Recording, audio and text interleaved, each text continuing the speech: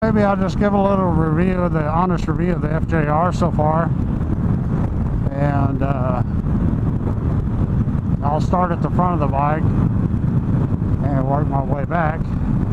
I love the looks of it, especially this cobalt blue. It's a really nice color. Let's start at the windscreen. The windscreen is nice right now in that it keeps the wind off my chest, but it does create a lot of noise and buffeting at the helmet level. It needs to be a bit taller for me, and but even like the Golden Wing, and then I don't, well, let me restart that. I don't know why manufacturers put such small screens on their bikes when everybody seems to go with a taller screen.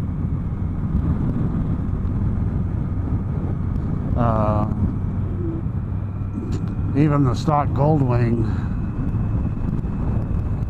windscreen was just too short for me, and at its highest level it created a lot of buffeting, so most of the time on the Goldwing I rode it with its lowest level, and just got a clean bit of wind coming across the screen and hit my helmet, and I just lived with it. I never changed it out. This one I'm probably going to change it out, either that or add one of those laminar lips on it so I can take it off in the summertime when I don't want the airflow. I don't know, we'll see. Depends on how finances go and all that sort of thing. I'm planning a ride to, well, let's skip that. I'll come back to that. So the windscreen, yeah, it could use some tweaking and adjustment. The FJR is basically a sport bike, a huge sport bike with not much, everything's really tight. So you look up in the fairings and you look at the space in the fairings, there's not much space up in there for switches and accessories and that sort of thing, like the Goldwing, or even like the Tiger. The Tiger seems like it has more places to put stuff, but everything fits fine.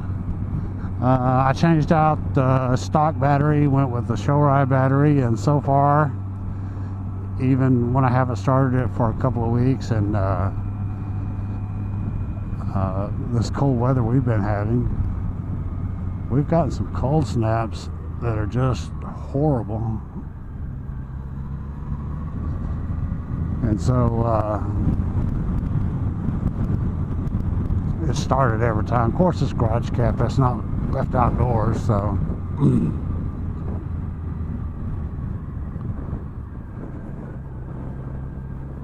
let's keep it a little civil, more civil around these areas.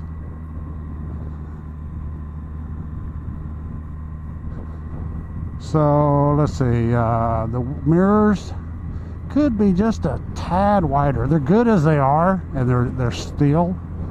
I like them. They could be just a tad, I mean like a ½ inch wider, and that'd be perfect.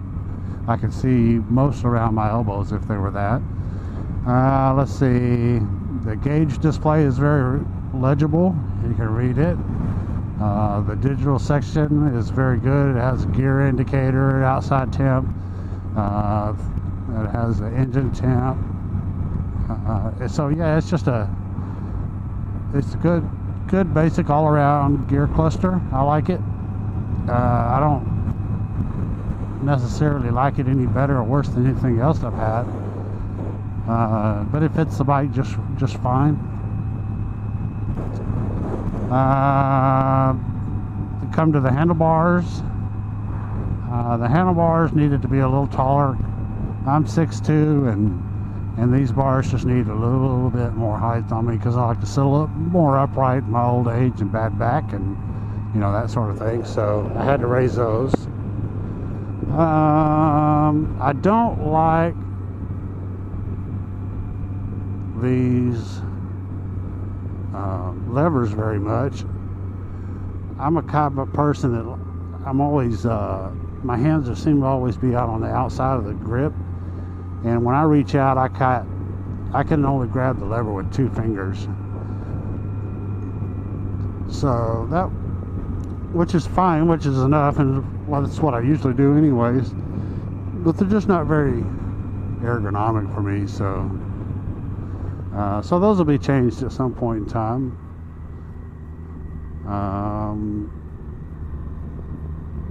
Let's see, what else?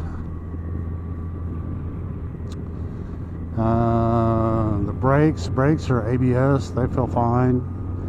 I'm not sure they're linked or not. I don't think so. But they're fine. The headlights are adjustables with a little knob on the fairing, so that's really nice.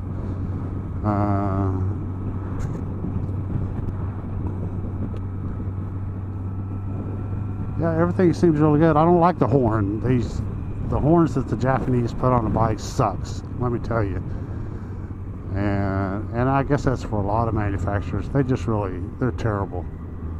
And so I wouldn't mind changing out the horn to a stubble or just something that, even a car horn would sound a lot better than this thing. So that's got to be changed. The suspension, I'm still sorting that out so far. I think my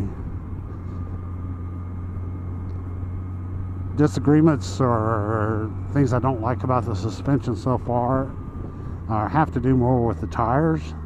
So I'm going to hold judgment on the suspension until I get the tires changed out. And let's see what else.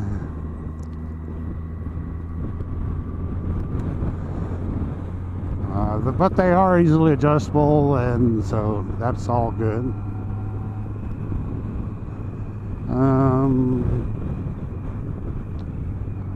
The seat's pretty comfortable. I've been all-day rides on it, and it seems okay, so I can live with that.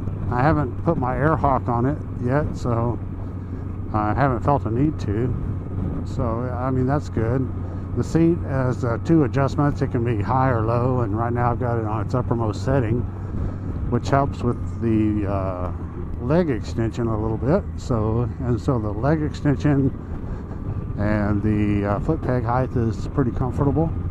I don't feel a need to do any major changes there.